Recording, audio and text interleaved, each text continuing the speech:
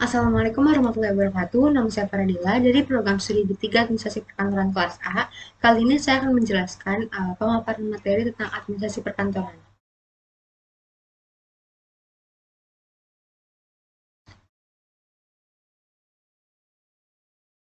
Yang pertama ada pengertian. Pengertian administrasi adalah usaha, perencanaan, koordinasi, serta pengaturan sumber daya yang ada demi mencapai tujuan yang efektif dan efisien.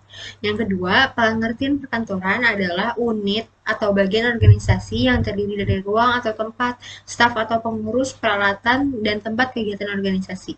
Jika digabungkan pengertiannya, administrasi perkantoran adalah perencanaan, pengendalian, pengorganisasian pekerjaan perkantoran agar mencapai tujuan yang telah ditentukan.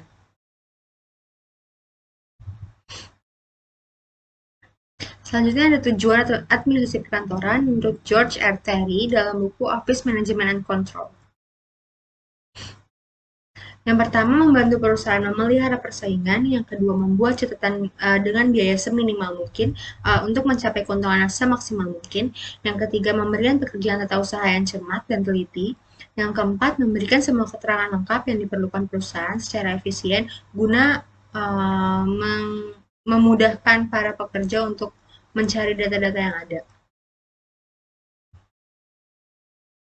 Selanjutnya ada fungsi administrasi perkantoran. Seperti fungsi ekonomi pada umumnya, fungsi administrasi perkantoran ada 4, yaitu planning, organizing, commanding, and controlling. Planning adalah fungsi perencanaan awal guna menentukan strategi sampai target perusahaan. Yang kedua organizing, yaitu pengorganisasian atau pembagian tugas kepada karyawan sesuai keahliannya masing-masing. Dan ketiga ada commanding, pengarahan oleh manajer berupa bimbingan, instruksi, ataupun perintah sesuai tugasnya masing-masing. Yang terakhir ada controlling, yaitu pengawasan terhadap kinerja karyawan dan dievaluasi apabila terjadi kesalahan.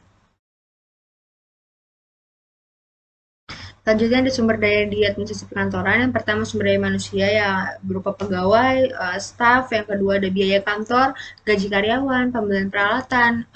Terus yang terakhir ada material kantor, itu ruang kantor dan segala fasilitas yang ada. Selanjutnya ada prinsip-prinsip administrasi perkantoran di era 4.0. Yang pertama, manajer kantor adalah seorang eksekutif yang harus membuat rencana, menyusun organisasi, dan melakukan pengawasan, serta memimpin para pegawai. Yang kedua, tata ruang kantor harus direncanakan dengan ilmiah untuk menghindari gerakan yang tidak perlu atau mubazir. Yang ketiga, mesin dan perlengkapan yang otomatis hendaknya dipergunakan apabila hasilnya ekonomis. Yang keempat, kajian pengukuran kerja hendaknya diterapkan dalam pekerjaan kantor. Selanjutnya, masih di prinsip administrasi perkantoran modern.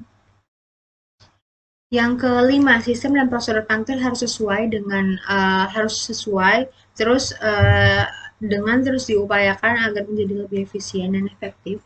Yang keenam, sistem manajemen arsip atau warta dan diperbaiki harus dikembangkan sesuai dengan pengawasan formulir. Yang ketujuh, standar kualitas dan kuantitas pekerjaan kantor harus digunakan dan dikembangkan dengan baik.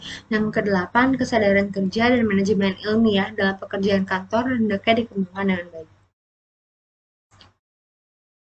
Kesimpulannya, manajemen administrasi perkantoran adalah salah satu kegiatan pengolahan data yang disertai dengan informasi yang dikerjakan secara teratur, sistematis, dan kontinu dengan mengikuti berbagai kegiatan organisasi agar tujuan organisasi yang bersangkutan bisa tercapai dengan baik dan hasilnya bisa maksimal.